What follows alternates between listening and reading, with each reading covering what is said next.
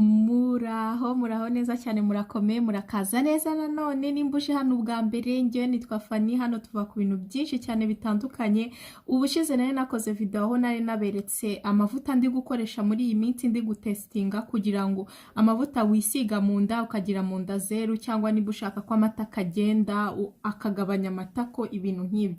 Ubwo rero icyo gihe nkora ayo mavuta, abantu nako mvuga kuri ayo mavuta, abantu benshi mwahise mutangira kumbwira ati tubabarire utwereke n'ibintu by'amabuno, utwereke amavuta wasiga ukazana amabuno. Niyo ngiye kubereka uyu munsi. Rero biroroshye cyane kuyakora, buri muntu wese igihugu icyo ari cyo cyose waba urimo, ibintu ngiye gukoresha wabibona. Umva so ndagira ngo rero twumvikane ku kintu kimwe. Murebe iyi video guhera ku ntangiriro kugera ku mpera. Nutareba ukuntu aya mavuta agomba gukoreshwa, bishobora kuzarangira ugize amabuno mabi kandi nyine ari ukwera ko utarebye video yose. Kuko ndabizi muri mwe hari abantu mubona ukuntu babikora, mugata mugenda mutarebye ukuntu babikoresha, nyuma ukaza ukambwira ngo Fanny byangendekeye gutya, ngata nkubwira ni uzi sinari nabivuze muri video ko utagomba kubigenza gutya na gutya, ngo ntago nari nayirangije. Nuko bigenda. So okay, tugiye gukoresha, ngira ngo muri kubibona, ngiyi ni Vaseline, nta muntu utayizi kuri iyi si. Ngiye gukoresha ikiyiko kimwe kituzuye neza, ndakibereka ukuntu kiraba kimeze. Uku niko kimeze, sibyo? Nicyo ngiye gukoresha.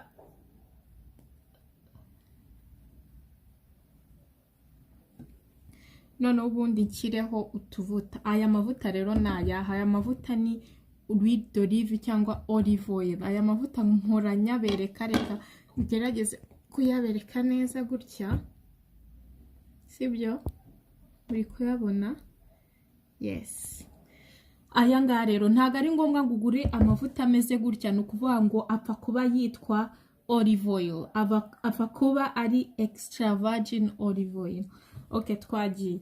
Tugiye gushyiramo rero hano, ntago ari ngombwa ngo upime ayo ushyiramo. Icy'ingenzi ni uko amera nk'ukuntu ngiye kubibereka. Okay, twagiye rero tugiye kubivanga.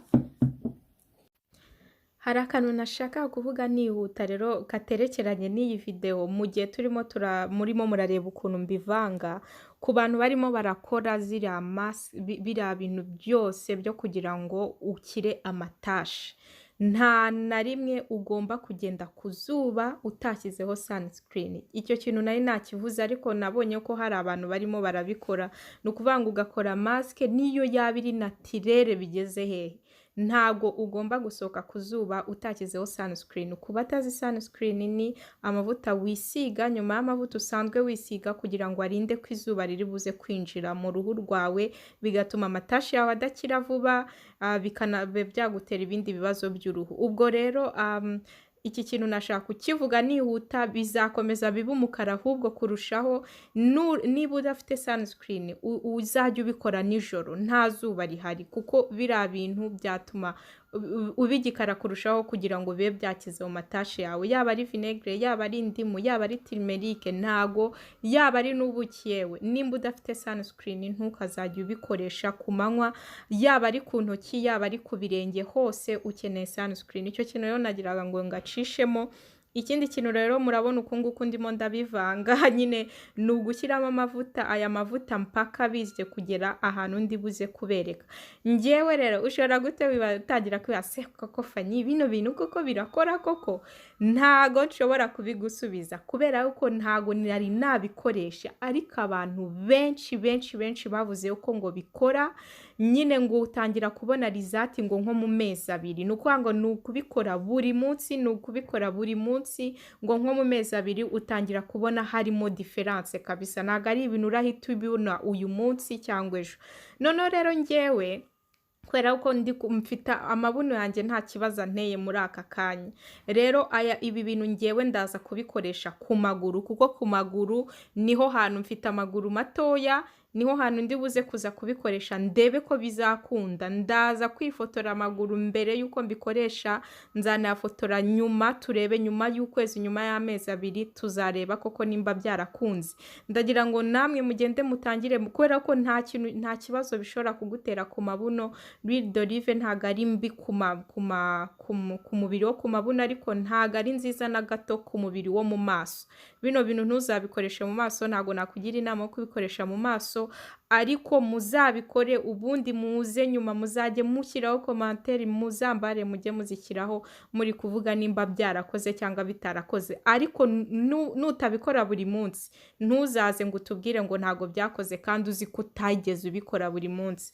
Nuku nguku rero mba nshaka ko bimera, uku nguku kw'amazi gutya nyine, ku buryo uri buze kubyisiga nta kibazo. Ubundi ukabifata ukabishyira mu gacupa, ako gacupa ukagashyira iruhande rw'andi mavuta usanzwe wisiga, kugira ngo uzajye uhita uyisiga buri munsi. Ushatse wayakoresha 3 ku munsi, ni ukuvuga ngo ni ukubanza ukisiga amavuta yawe bisanzwe. Ushatse nimba uri umuntu nyine uba ushaka n'ubundi gukomeza wisiga amavuta yawe, ushatse wakomeza ukisiga amavuta yawe bisanzwe. Amavuta yawe yamaraho nk'iminota 30, noneho ukaza ugakora massage ukoresheje aya ngaya. Reka nze rero mbereke ukuntu aya ngaya uyakoresha. Rero ngo mberekere ku kuboko kwanjye uko bayisiga. Ni ukuvuga ngo ufata amavuta yawe ubundi ukayisiga uzamura. Ni ukuvuga ngo uvuge ko hano ari amabuno nyine hano, ubundi wisiga ukora massage urimo urazamura. Hano nashyizeho menshi, ntago ari ngombwa ngo ushyireho menshi angana gutya, ugenda uzamura. Ukora massage mpaka amavuta yose yinjiye mu mubiri, urimo urazamura. Ntugende umanura, oya uyazamure kugira ngo nyine azabe manini ari kugira forme nziza.